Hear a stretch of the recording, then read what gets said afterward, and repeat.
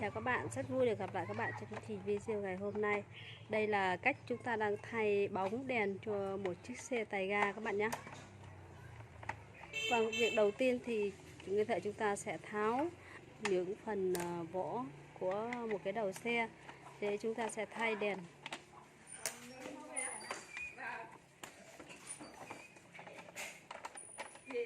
Em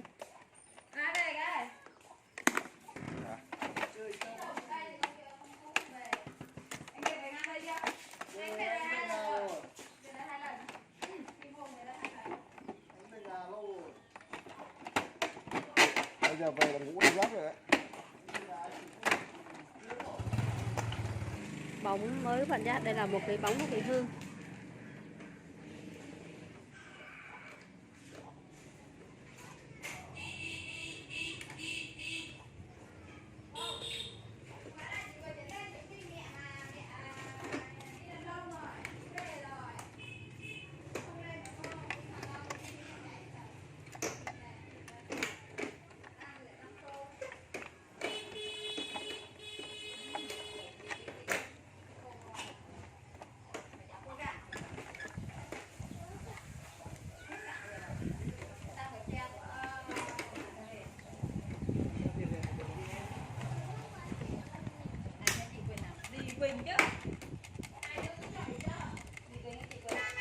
Chị Quỳnh nhân trẻ đúng không?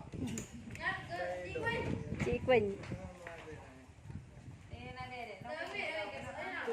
Có bà bây giờ về các bà nấu xong lâu rồi. Bà ở nhà đâu? Bà ăn thịt con gà tô đùng. 4 con dâu nên thịt con gà tô đùng. Cho 20 đi mua thuốc cho bông này.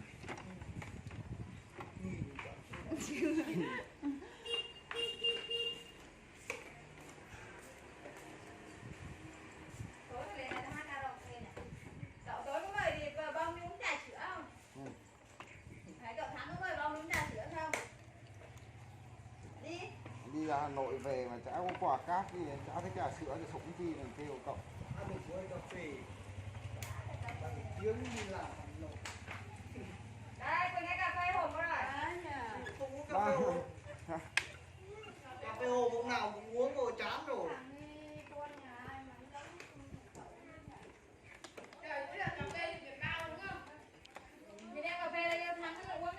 Giờ uống cà phê đấy hôm nào để uống. Sáng uống trưa uống chiều uống. Giờ uống cà phê khác thì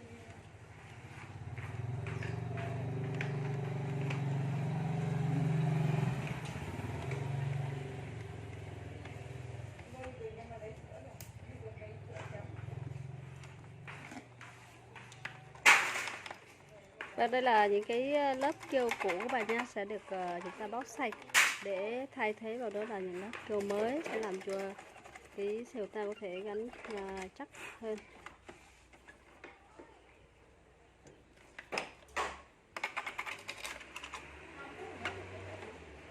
chưa đầy 2 phút.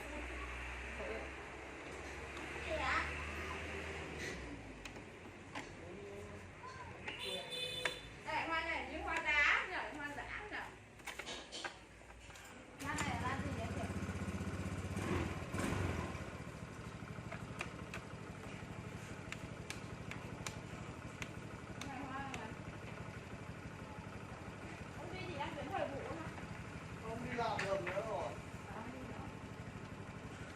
Bác học hết tháng 4 nữa đây. Đây đèn đã sáng các bạn nhé. Đi làm tháng trời. Không mưa tiền nước.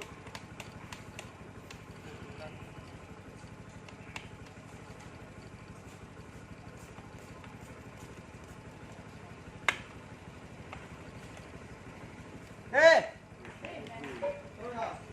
Đây là những việc chúng ta đã rất là sáng các bạn.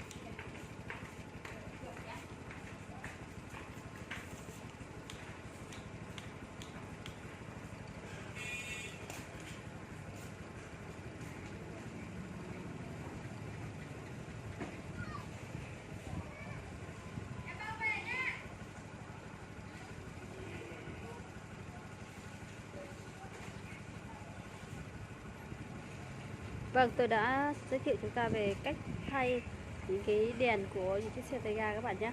Xin chào các bạn.